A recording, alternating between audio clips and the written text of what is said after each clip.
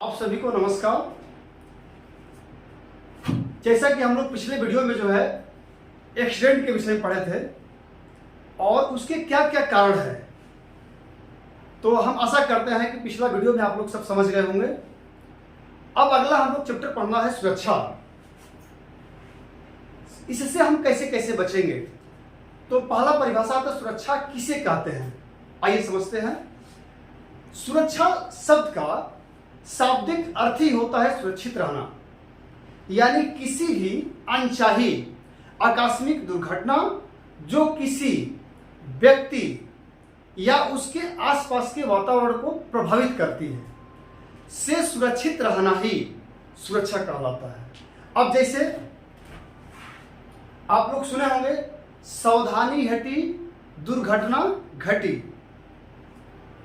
सावधानी हटी दुर्घटना घटी से सुरक्षित रहना ही सुरक्षा कहलाता है। तो अब देखिए, सुरक्षा कितने प्रकार का होता है। जब हम कार्यशाला में काम करेंगे, कारखाना में कहीं काम करेंगे, तो सुरक्षा के प्रकार होता है। तो सुरक्षा कितने प्रकार का होता है, आइए समझते हैं। देखिए, सुरक्षा महत्वपूर्ण 3 प्रकार का होता है।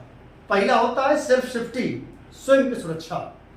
दूसरा होता है मशीन की सुरक्षा, जब हम कार्य करेंगे अपने सुरक्षा के साथ साथ मशीन का भी सुरक्षा किया जाता है।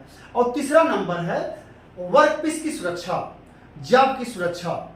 तो आइए हम समझते हैं स्वयं सुरक्षा क्या है, समझते हैं। स्वयं सुरक्षा, जब हम कार्यशाला में या कारखाना में कार्य करने जाते हैं तो पहले हमको क्या करना है कि बूट पहनकर ही जाना चाहिए। अब कारण क्या है बूट पहनने का, क्योंकि वहां पे हाई करंट का बिजली रहता है और जो वहां पे हम कार्य करेंगे वहां क्या होता है कि जो लोहे का जो बुरादा गिरता है, या उसको कह लीजिए चिप्स गिरता है, तो उससे क्या हो कि पैर में लगने की संभावना बनी रहती है। इसलिए जो है हम बूट पहना जाता है। अब अगला स्टेप है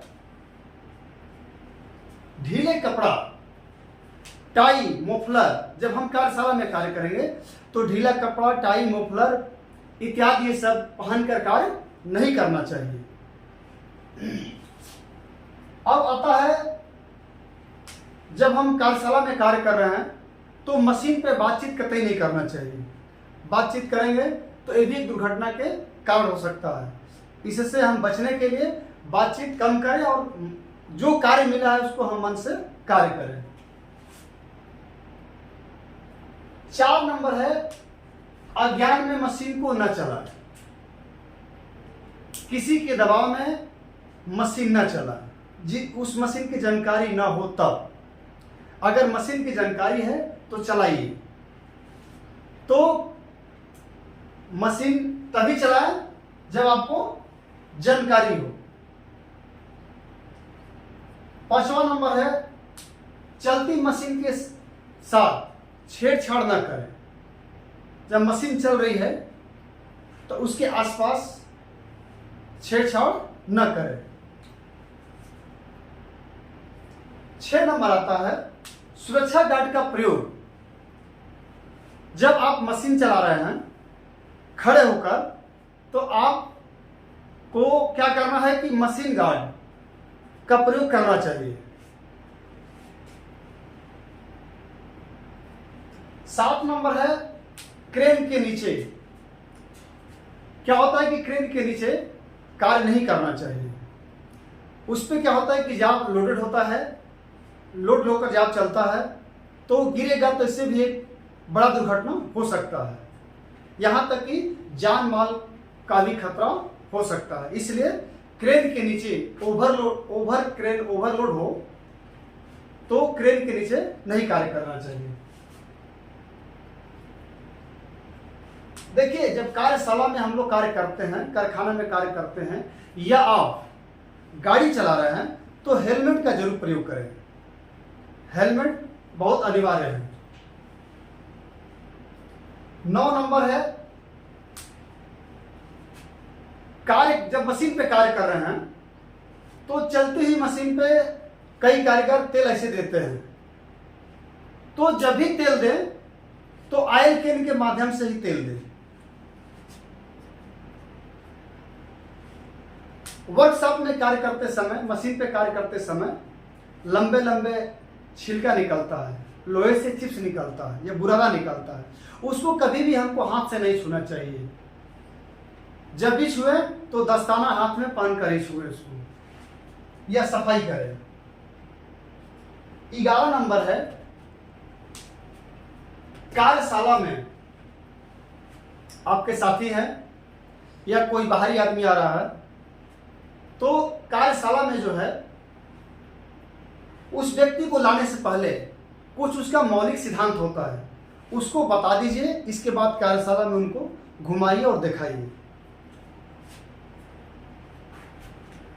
12 नंबर है, चलती हुई मशीन पे मरम्मत नहीं करना चाहिए। कुछ ऑपरेटर ऐसे हैं, कुछ कारीगर ऐसे हैं, मशीन चल रहा है, कुछ उसमें स्क्रू टाइट कर रहे हैं, कुछ कर रहे हैं, तो ये सब हमको नहीं करना चाहिए। ठीक है।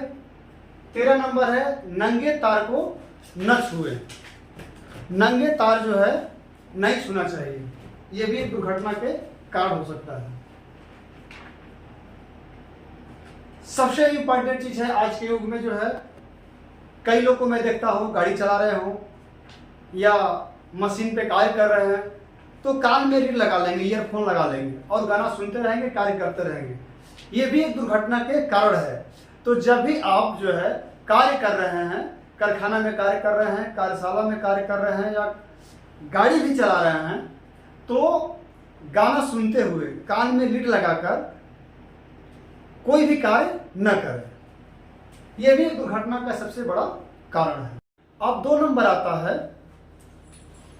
मशीन औजार की सुरक्षा। अपनी सुरक्षा के साथ साथ हमें कर्तव्य बनता है कि मशीन का भी सुरक्षा करना चाहिए। जो मशीन पे कार्य होता है उसके साथ साथ measuring instrument, common hand tools का भी सुरक्षा हमारा करना परम कर्तव्य है। तो मशीन की सुरक्षा, देखिए जिस मशीन पे हम कार्य कर रहे हैं उस मशीन के बेड पर कभी भी हमको हैमर नहीं चलाना है और उस पे कटिंग टूल्स भी नहीं रखना है। इसलिए कि मशीन का बेड जो है बहुत एक्यूरेसी होता है। जब हम हैमर करेंगे तो बेड पे क्या होगा, स्पार्ट होगा। जब स्पार्ट होगा तो उसकी एक्यूरेसी खराब होगी। इसलिए कभी भी ध्यान रखिए कि मशीन के बेड पे हैमरिंग या हैमर न करें। अब देखिए 2 नंबर है, चलती मशीन पे गियर बदलना नहीं चाहिए। इसलिए नहीं बदलना चाहिए कि अगर गियर बदलेंगे तो गियर टूटने की ज्यादा संभावना बनी रहती है। इसलिए कभी भी चलती हुई मशीन पे गियर न बदले। नया मशीन को चलाने से पहले उसको पूर्ण रूप से समझे। ये नहीं कि अधूरा जानकारी हो और चले गए मशीन चलाने, ये कतई नहीं करना बिल्कुल जो है लाइफ में। जब जानकारी हो तभी उसको मशीन चलाएं। अगर जानकारी नहीं होगा तो इससे बहुत बड़ा दुर्घटना मशीन की हो सकता है और साथ में आपको भी दिक्कत होगा। 4 नंबर है, मशीन का पार्ट खराब हो जाता है तो उसको तुरंत अपने उच्च अधिकारी को सूचित करें कि सर जो है मशीन का ये पार्ट लग रहा है, खराब हो गया, इसको जो है बदलवा दीजिए।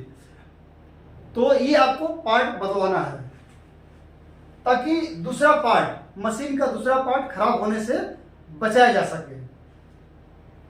अब आता है सूक्ष्म मापी यंत्र की साफ सफाई। जिस मशीन पर हम कार्य कर रहे हैं बच्चों, तो उसमें क्या होता है कि हमको मेजरिंग इंस्ट्रूमेंट होता है, वो बहुत महंगा होता है और बहुत एक्यूरेसी की होता है। तो उसको हमें भी साफ सफाई समय समय पे करते रहना चाहिए।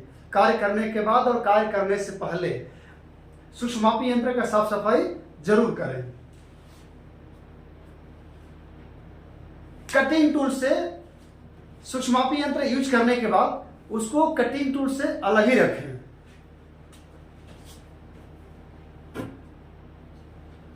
आप जब कभी भी बच्चों जब रेती का प्रयोग कर रहे हैं आप, तो उसको पहले क्या करते हैं कि नरम धातु पे ही फाइलिंग पहले करें, ताकि उसकी कटिंग एज ठीक से बरकरार रहे, बनी रहे।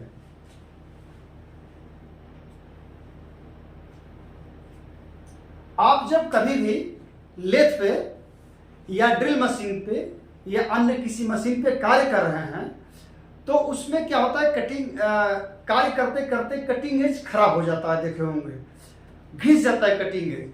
तो उसको समय समय पे कटिंग एज को क्या होगा, ग्राइंड करते रहिए।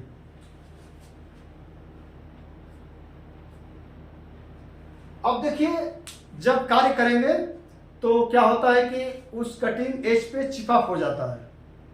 अब चिपक कहेंगे क्या है, तो बता दे रहा हूं कि कार्य करते करते कटिंग एज पे लोहे का कण उस पे चिपक जाता है, उसी को हटाया जाता है, वहीं चिपक होता है। तो उसको चिपक जी हो जाता है, तो उसको क्या करना है, ग्राइंड कर कर उसको हटा देना है। 10 नंबर आता है, देखिए जिस मशीन में हम कार्य कर रहे हैं, कार्य करने के बाद और कार्य करने से पहले मशीन की साफ सफाई जरूर रखें और उस पर ऑयलिंग समय समय से करते रहें। ऐसे करने से हमारा मशीन का लाइफ बढ़ेगा।